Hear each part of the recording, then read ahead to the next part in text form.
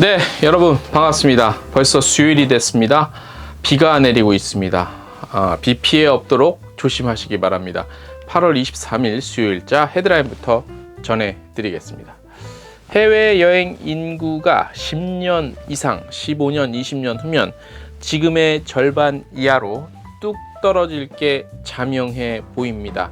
인구 전체가 절감이 감소가 확연해 보이는 통계가 나왔습니다. 여행사의 취향 맞춤 상품 교원 투어죠. 여기서 이걸 선보였는데 시장을 제대로 읽은 것 같습니다. 효과가 아주 좋은 호응이 있다고 합니다. 아부다비 관광청에서요, 아부다비 현지에서 호텔 수수료 감면 정책을 발표했다고 소식을 전해왔습니다. 아고다는요, 항공 최저가 노선을 공개했습니다. 아고다 통해서 어느 노선에 국내 국제선 다 포함해서요, 항공권이 제일 쌌나 요 데이터를 공개한 겁니다. 모두 투어가 신혼여행 특별전을 오픈했고요. 한국관광공사에서는 중국 단체 관광객 오케이 된 다음부터 처음으로 중국인 손님 맞이를 시작했다고 합니다. 대한항공의 특별한 이웃사랑 실천이 눈에 띄고요. 에어서울은 동계 얼리버드 프로모션 실시합니다. 제주도는 도내 면세업계 워크숍 열었고요. 부산 해양치유 체험 프로그램 재개했고, 이걸 왜 하지?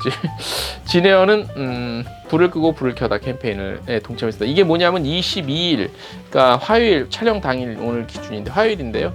에너지의 날 전 세계적으로, 그래서 이런 것들에 동참을 했다고 합니다. 어쨌든 그 ESG 경영, 특히 상장되어 있는 기업들은 ESG 경영이 대단히 중요하죠, 요즘에. 그래서 막 하고 이런 거 막 하고 또 이렇게 많이 알리고 그런 것 같아요.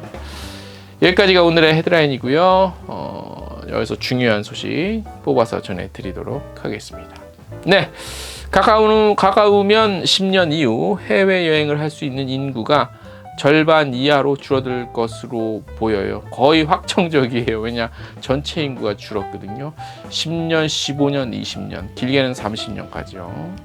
물론 30년 후에도 이 업계에서 계실 분들은, 이 방송을 듣시는 분들은 없을 줄 압니다. 네, 그러니까 뭐 내일 아니 남일이니까 뭐 좀 여유 있게 봐도 되긴 하는데, 그래도 또 우리 후손들이 네, 통계청이 지난달 말에 발표했습니다. 2022년 인구주택 총조사 결과 2022년 대한민국에 거주하는 인구는 외국인 포함하면 5,169만 명 정도.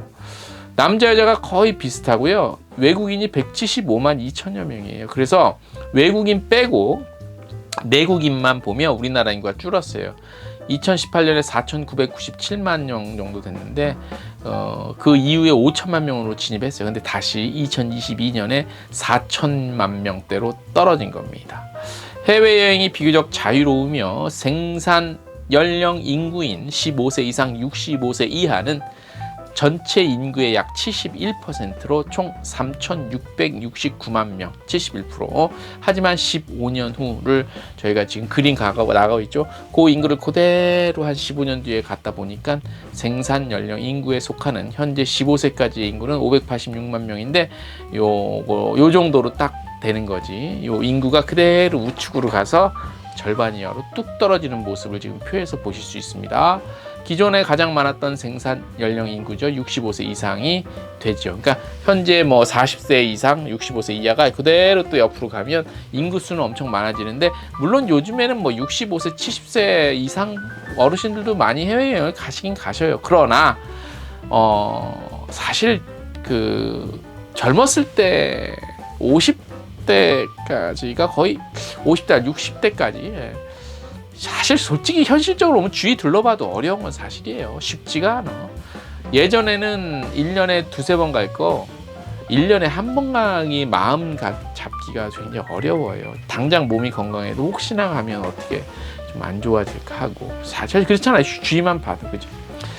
연령대별로는 50대가 858만 9천여 명으로 가장 많았네. 그리고 40대가 많았고 이어서 60대 많았네요. 40대, 50대, 60대가 우리나라 전체 인구의 대부분이에요.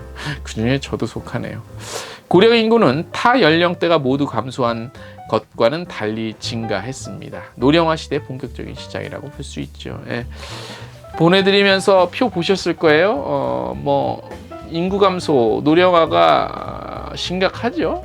심각한데 뭐 이미 주요 선진국들은 이렇게 됐고 우리도 이제 시작이죠. 시작 단계인데 미래 준비를 위해서 충분히 좀 관심을 가져야 될 부분 건 확실한 것 같습니다.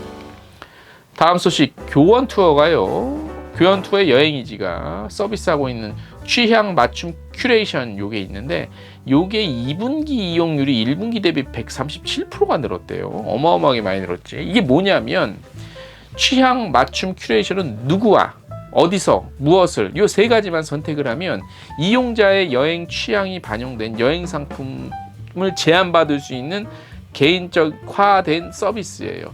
요 이용률이 크게 증가한 것은 서비스를 좀 고도화했대요. 그래서 더욱 정교하게 어떤 결과값을 제공하고 그래 또 이제 뭐 요즘에 손석구 배우 잘 나가잖아. 또 이분이 또 이렇게 CF 나오면서 또 이렇게 이런 큐레이션의 특징 좀 잘 전달한 게 주요 요인이 아닐 것이냐라고 이제 여행이지 측에서는 분석을 했어요.